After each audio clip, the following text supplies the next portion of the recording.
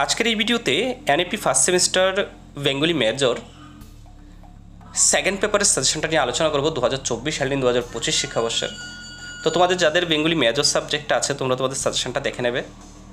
আমি প্রত্যেকটা ইউনিট থেকে আমার থেকে যারা নোটস নিয়েছে তাদেরকে যে প্রশ্নগুলি দিয়েছি, যে গুরুত্বপূর্ণ প্রশ্নগুলি দিয়েছি সেগুলি আমি বলবো। মেনলি দুটি প্রশ্ন তোমাদেরকে দেখতেই হবে, তোমরাও জানো সিলেবাস এর ভেতরে অনেক প্রশ্ন আছে। তো যে প্রশ্নগুলি মেনলি দেখতে হবে, আমি যে সাজেশনের মধ্যে যেগুলি দিয়েছি সেগুলির কথা আমি বলছি, ঠিক আছে? তোমরা প্রশ্নগুলি খাতায় লিখে নেবে। তোমরা এখানে তোমাদের সিলেবাসটা দেখতে পাচ্ছ। সিলেবাসের মধ্যে প্রথম এককে তোমাদের চৈতন্যদেব এবং বাংলা সাহিত্যের উপর যে টপিকটা দিয়েছে সেখান থেকে সবার প্রথমে তোমরা যে প্রশ্নটা দেখবে, চৈতন্যজীবনী সাহিত্য রচয়িতার মধ্যে দুজন রচয়িতা, ঠিক আছে? এখানে দুজন রচয়িতার মধ্যে মেনলি বৃন্দাবন দাস অ্যান্ড কৃষ্ণদাস কবিরের যে কৃতিত্ব আলোচনা করো, এই দুটো পার্ট তোমাদেরকে দেখতে হবে। তাদের কাব্যগ্রন্থগুলির নাম, বৃন্দাবন দাসের রচিত কাব্যগ্রন্থের নাম এবং কৃষ্ণদাস রচিত কাব্যগ্রন্থের নাম, চৈতন্যজীবনী গ্রন্থের নাম দেখে তাদের কৃতিত্বটা দেখবে। তাছাড়া এটার সাথে 6+ করে তোমাদের চৈতন্যদেবের জীবনী সম্পর্কে জানতে হবে। এখানে প্রশ্নটা এভাবেও দিতে পারে, চৈতন্যদেবের জীবনীর আলোচনা করে চৈতন্যজীবনীর সাহিত্য রচিতা বৃন্দাবন দাসের কৃতিত্ব বা কৃষ্ণদাস কবিরের যে কৃতিত্ব, এভাবে করে দিতে পারে। অর্থাৎ 3+6+6+6 করে 3টে পার্ট দেখলে যে কোনো 2টা পার্ট তোমাদের পরীক্ষাতে চলে আসতে পারে এখান থেকে। এই প্রশ্নটা দেখলে হয়তোবা এই প্রশ্নটাই পরীক্ষাতে কমন পড়তে পারে, ঠিক আছে? তাছাড়া কেউ যদি মনে করে এক্সট্রাভাবে লোচন দাস এবং জয়ানন্দের কৃতিত্ব রাখবে, তোমরা রাখতে পারো, ঠিক আছে? চৈতন্যজীবনী কাব্য রচয়িতার লোচন দাস অ্যান্ড জয়ানন্দের কৃতিত্ব 6+6 করে। তবে প্রথম প্রশ্নটা ভালো করে দেখার পর, প্রথম প্রশ্নটার মধ্যে চৈতন্যজীবীর জীবনী সম্পর্কে আলোচনা করে বৃন্দাবন দাস এবং কৃষ্ণদাসের কৃতিত্ব দেখে নেবে, তাহলে হয়তোবা এই প্রশ্নটাই পরীক্ষাতে চলে আসবে। ওকে, এইগুলো প্রথম প্রশ্ন প্রথম ইউনিট থেকে, এটাই। আর এক্সট্রা করে যেটা দিয়েছি লোচন দাস জয়ানন্দ, যদি কেউ দেখবে মনে করো ওইটা রাখতে পারো। প্রথম ইউনিট থেকে এটা দেখলেই হবে। ওকে, এখন বলে দিচ্ছি দ্বিতীয় ইউনিট থেকে। দ্বিতীয় ইউনিটের মধ্যেও দুটা ইম্পর্টেন্ট প্রশ্ন আছে, তবে প্রথম যে প্রশ্নটা আমি বলছি ওই প্রশ্নটা দেখলেও হয়তো বা কমন পড়ে যেতে পারে। প্রথম প্রশ্নটা তোমরা যেটা দেখবে, তোমাদের দ্বিতীয় ইউনিটের সিলেবাসের মধ্যে যে বৈষ্ণব পদাবলী আছে, সে বৈষ্ণব পদাবলী তোমরা অলরেডি বৈষ্ণব পদাবলী ফার্স্ট পেপারে পড়েছ। বৈষ্ণব পদাবলীর উদ্ভব ও ক্রমবিকাশ, এটা আলাদা করে সেকেন্ড পেপারে দেখার দরকার নেই, তোমরা ফার্স্ট পেপারে পড়ে নিয়েছো বৈষ্ণব পদাবলীর উদ্ভব ক্রমবিকাশ। এখান থেকে বৈষ্ণব পদাবলীর পদ রচনায় যে তিনজন আছে, বলরাম দাস, জ্ঞানদাস, গোবিন্দ দাস, এখান থেকে প্রথমে জ্ঞানদাস অ্যান্ড গোবিন্দ দাসের কৃতিত্ব ভালো করে দেখবে। তারপরে এটার সাথে রাখবে বলরাম দাসের কৃতিত্ব। জ্ঞানদাস, গোবিন্দ দাস অ্যান্ড বলরাম দাসের কৃতিত্ব হয়তোবা 6+6 করে 2টি পার্ট আসতে পারে, ঠিক আছে? 3টির মধ্যে থেকে 2টি পার্ট, 3জনের মধ্যে থেকে 2জনের। এটাই তোমাদের প্রথম প্রশ্ন, ভেরি ইম্পর্ট্যান্ট। ইউনিটটি থেকে হয়তোবা এটি দেখলেই চলে আসবে।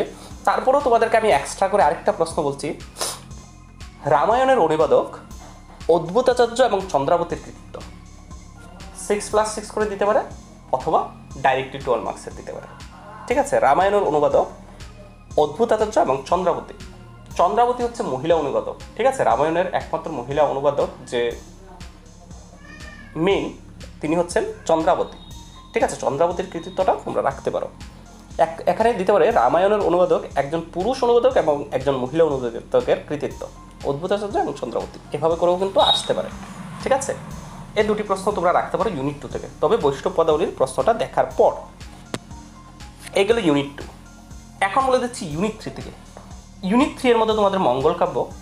মঙ্গল কাব্যের মধ্যে তোমরা সবার প্রথমে যেটা দেখবে তা হচ্ছে চণ্ডীমঙ্গল কাব্য। চণ্ডীমঙ্গল কাব্যের প্রশ্ন তোমরা ভালো করে দেখতে হবে, অনেকভাবে পরীক্ষাতে আসতে পারে।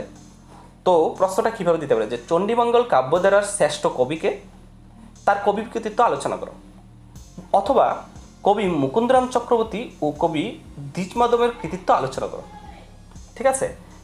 এই দুজন কবির সম্বন্ধে তোমাদেরকে দেখতে হবে চণ্ডীমঙ্গল কাব্যের। এই প্রশ্নটা ভেরি ইম্পর্ট্যান্ট ইউনিট 3 থেকে। দ্বিতীয়ত তোমরা যেটা দেখবে তা হচ্ছে অন্নদামঙ্গল কাব্য। অন্নদামঙ্গল কাব্যের কবিকে, তার কবি কৃতিত্ব আলোচনা করো, অথবা অন্নদামঙ্গল কাব্যের কবি রায়গুণাকর ভারতচন্দ্রের পরিচয় দিয়ে তার কাব্য প্রতিভার আলোচনা করো। অর্থাৎ ইউনিট 3 থেকে তোমাদেরকে চণ্ডীমঙ্গল এবং অন্নদামঙ্গল এ দুটি ভালো করে দেখতে হবে। এখানে অনেকভাবে ঘুরিয়ে প্রশ্ন আসতে পারে, ঠিক আছে? অর্থাৎ ইউনিট 3 থেকে তোমাদের চণ্ডীমঙ্গল কাব্য এবং অন্নদামঙ্গল কাব্য দেখতেই হবে, ঠিক আছে? এই দুটি দেখলে তোমাদের একটি প্রশ্ন অবশ্যই কমন পড়ে যাবে। এই গেল ইউনিট 3। এখন বলে দিচ্ছি ইউনিট 4 থেকে। তোমাদের ইউনিট 4-এর সিলেবাসটা অনেকটাই বড়, প্রচুর টপিক এখানে দেওয়া হয়েছে। নাচ সাহিত্য, শিবায়ন, শাক্তপদাবলী, পীর সাহিত্য, গীতিকা সাহিত্য, বাউল গান, কবি গান, আখড়াই হাফ আখড়াই, টপ্পা, কীর্তন গান, প্রায় 10-11টা টপিক এখানে দেওয়া হয়েছে। এখান থেকে 2-3টি তো দেখতেই হবে মাস্ট, ঠিক আছে? তো এত বড় সিলেবাসের মধ্যে থেকে আমি যে 2টি প্রশ্ন মেনলি রেখেছি, তার মধ্যে 3টি প্রশ্ন দেখতে হবে, মেনলি 2টি। তার মধ্যে সবার প্রথমে যেটা রেখেছি শাক্ত পদাবলী, ভালো করে দেখতে হবে শাক্ত পদাবলী, ঠিক আছে? অনেকভাবে প্রশ্ন আসতে পারে, যেমন দিতে পারে শাক্ত পদাবলীর সংক্ষিপ্ত পরিচয় দাও, শাক্ত পদকর্তা রামপ্রসাদ সেনের কবিকৃতিত্ব আলোচনা করো, এভাবে করে দিতে পারে। বা দিতে পারে শাক্ত পদাবলীর কবি রামপ্রসাদ সেন ও কমলাকান্তের কৃতিত্ব আলোচনা করো, দুজন কবি, ঠিক আছে? শাক্ত পদাবলীর রামপ্রসাদ সেন অ্যান্ড কমলাকান্ত কৃতিত্ব, দুজন কবির সম্বন্ধে দেখবে, ঠিক আছে, শাক্ত পদাবলীর পরিচয় দিয়ে। বা দিতে পারে যে কোন প্রেক্ষাপটে শাক্ত পদাবলী রচিত হয়েছে, অথবা অষ্টাদশ শতকে শাক্ত পদাবলীর সৃষ্টির কারণ আলোচনা করো, শাক্ত পদাবলীর দুজন কবির কৃতিত্ব আলোচনা করো। এইভাবে করে শাক্ত পদাবলী থেকে তোমাদের প্রশ্ন দেখতে হবে, ভেরি ইম্পর্টেন্ট। এই প্রশ্নটা আমি আমার নোটসের মধ্যে দিয়েছি সবার প্রথমে। তারপরে দ্বিতীয়ত আমি যেটা রেখেছি শিবায়ন, 2 নম্বরের যে টপিকটা আছে তোমাদের সিলেবাসের মধ্যে শিবায়ন। শিবায়ন কাব্যের সংক্ষিপ্ত পরিচয় দিয়ে এই কাব্যের শ্রেষ্ঠ কবির কবি কৃতিত্ব আলোচনা করো। এই কাব্যের শ্রেষ্ঠ কবি হচ্ছেন রামেশ্বর ভট্টাচার্য, তো রামেশ্বর ভট্টাচার্যের কবি কৃতিত্ব তোমাদেরকে পড়তে হবে। তো শিবায়ন কাব্যের সংক্ষিপ্ত পরিচয়ের মধ্যে শিবায়ন কাব্য বলতে কী বুঝো, শিবায়ন কাব্যের পরিচয় এবং এই কাব্যের বৈশিষ্ট্য, এগুলি রাখতে হবে, ঠিক আছে?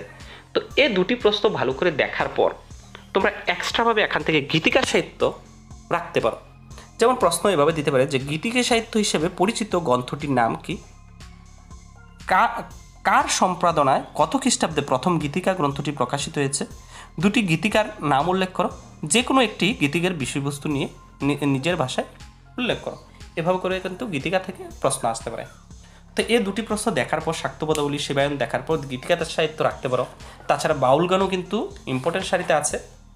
তো আমি তোমাদেরকে বলবো প্রথম সারিতে যে 2টি প্রশ্ন দেখে বলেছি সে 2টি দেখার পর এক্সট্রা করে গীতিকা সাহিত্য বা বাউল গান তোমরা রাখতে পারো, রাখতে চাইলে। ওকে, এই হচ্ছে তোমাদের 2024 সালের 2025 শিক্ষাবর্ষের সাজেশন।